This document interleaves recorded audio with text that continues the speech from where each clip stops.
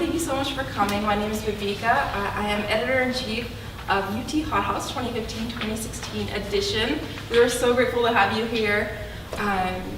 In front of you, we have works from English majors and creative writing majors at UT, beautiful prose, beautiful fiction, nonfiction, poetry. So I really hope that you enjoy reading it. I wanted to do some thank yous. First of all, I wanted to thank my managing editor, Elizabeth Dubois. I wanted to thank Michael Esparza, David Edwards, Holly Rice, and Jacob Barnes, and of course, our wonderful advisor, Brad Humphreys, and the entire UT English.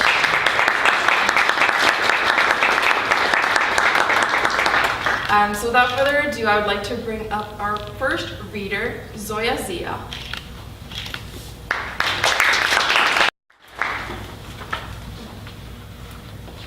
This is Falling Graces, and it was inspired by a writer who wrote about wartime in Gaza, so I was just inspired by it. And it takes place in Pakistan, which is where I'm from, so it's a little personal. So, sunny afternoons spring flowers until random drone strikes uproot, seeking slates of blood, smoke columns. Bazaars become rubble of glass bagels and hand-woven fabrics, sea green but now blood red.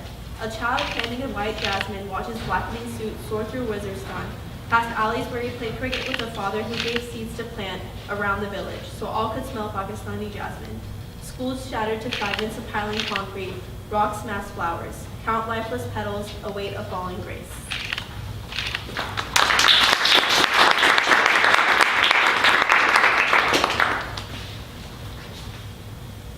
Next, if we'd like to have Molly Wolchansky.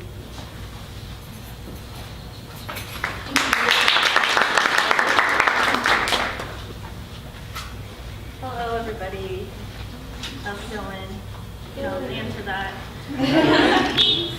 Okay, so I'm just gonna pick a spot and go for it.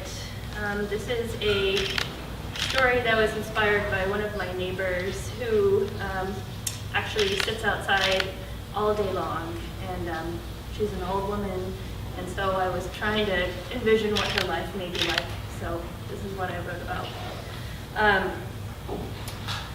The biggest problem with time travel is that it could not reverse age, which is what the child discovered when she was no longer a child. She took the machine her great-grandmother invented. Yes, it was a woman who invented the most fantastic invention in all the world, and started punching in numbers. She thought that if she typed 1954 into the pod-shaped time capsule that was turned into an all-functioning rewind button-equipped VCR, that she would not only go back in time, but she would also go back in age. She was 16 in 1954, and I remember when she was telling me this story, I had many thoughts about when I was 16 and how awful it was, and if I had to relive it, that I would surely jump off one of those boat-splitting bridges. She said it was different then, and she said she wanted to go back to the exact moment when she met the love of her life for the first time. She did. She went back to that day, that hour, that minute, that second, and when she walked up to him, she didn't look like herself anymore. She looked melted.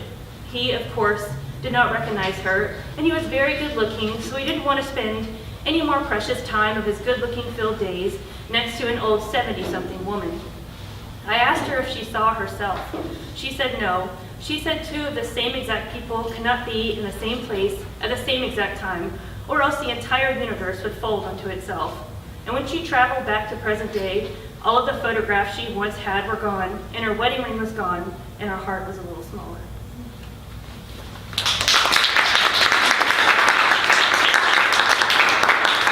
Next, we'd like to have Cody.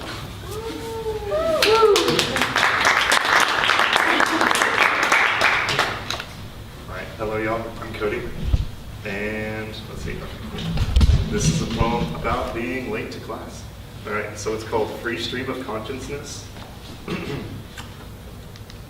I saw an elephant today. Might have been invisible, or it might have been indivisible, you know, the job title of Zero. Anyways, it reminded me of the surface velocity, of course, close to a semi-infinite, infinitesimally thin, flat plate. What a mouthful of pine cones. Anyways, the moment you've all been not so patiently waiting for. Gentle ladies and fair men, introducing the boundary layer. Insert cricket noise here.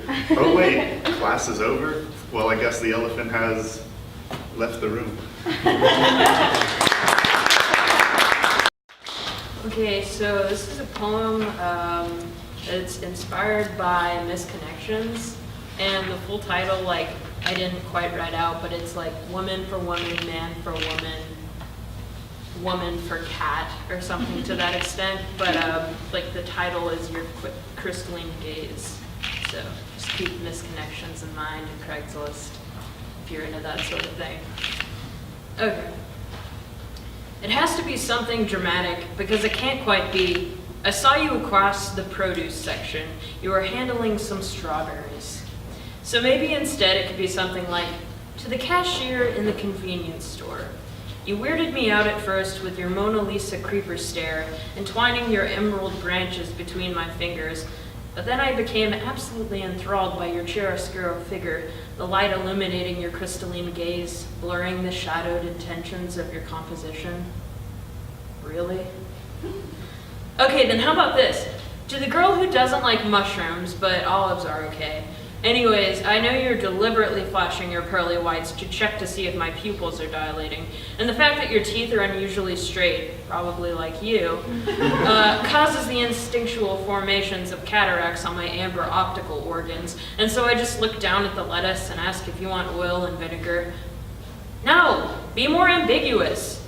The connections missed are supposed to lie in the romantic archives of Chopin etudes, the vibration of unrequited notes revealed in lyrical emulation through the ivory keys. So then maybe, to the ivory pale girl that plays with distortion and a dead glare, you cough up a lung on stage screaming, I can't see me loving nobody but you, and I want you to love nobody but me, because the alabaster rubble from your throat makes me so dizzy and wishy-washy, wishing that I'll pass out and wake up to your guitar across my throat and you over me. The internet is treachery. I found a misconnection for a lady with a walker that frequents my work. She wasn't much interested in the news of her cyber love. I guess at 52, you don't worry about wishing you were the moon or feeling like an empty lagoon while walking home through a dimly lit cityscape. A bird flew into a wall, made me jump, and I heard a voice say, you know, doves are actually really stupid.